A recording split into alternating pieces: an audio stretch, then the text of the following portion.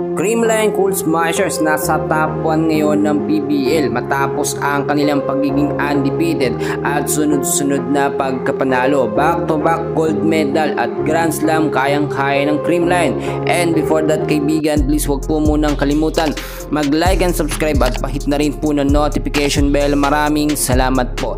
Marami sa mga CCS fans ngayon ang sobrang nagbibigay ng kanilang full support at sulit naman yun mga kaibigan. Sa mga naging laban kasi ng Creamline, marami po talaga ang nakadiskubre sa sistema at techniques na ginagawa ngayon ng Creamline, kaya po sila lumalakas. So far nakita natin yung first 6 lineup talaga ng Creamline ang nagdadala po sa game. Kung hindi po kasi maayos ang sistema at hindi magkakaroon ng match or hindi magkakaroon ng chemistry, walang chemistry, etong first 6 lineup ng Creamline, hindi po sila mananalo sa game. Nakita naman natin so far, hindi pa rin talaga binabago ni Coach Sherwin Meneses ang first 6 lineup, which is nandyan si Kumabaw, si Negrito, si Pangspanaga, Bea De Leon, Bernadette Fons at Erica Istonton. Babaguhin lamang yan ni Coach Sherwin Meneses kapag nagkaroon sila ng sunod-sunod na pagkapanalo. Alam nyo mga kaibigan, marami nakapansin din sa naging laban nga po ng Creamline kahapon kontra sa kupunan ng Signal. Sa set 3 natalo ang CCS mga kaibigan at ilang puntos din po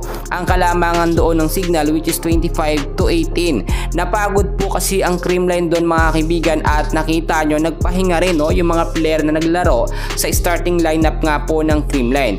Well, alam naman natin kahit gaano po kagaling ang mga player ng Creamline, napapagod din yan mga kaibigan.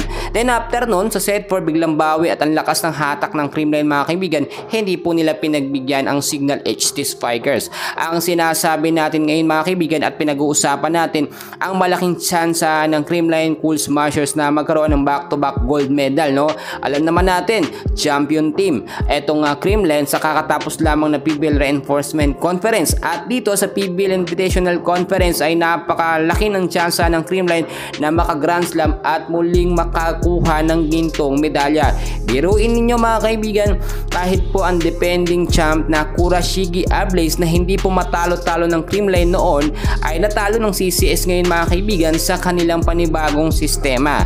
Alam natin mga kaibigan na mas lumakas po talaga ang Creamline, aminin natin yan, simula na bigyan ng mga playing time o mahabang oras yung mga dating nasa bench lamang ng Creamline, no? Si Bernadette Fons hindi siya masyado nagagamit noon.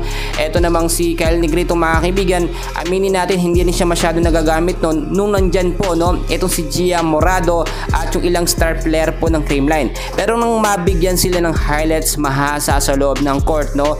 At mabigyan ng maayos na momentum at chemistry, ay humataw po ang Creamline at napaka-undefeated. Number 1 dyan ang magandang sistema nga po ni Coach Sherwin Meneses.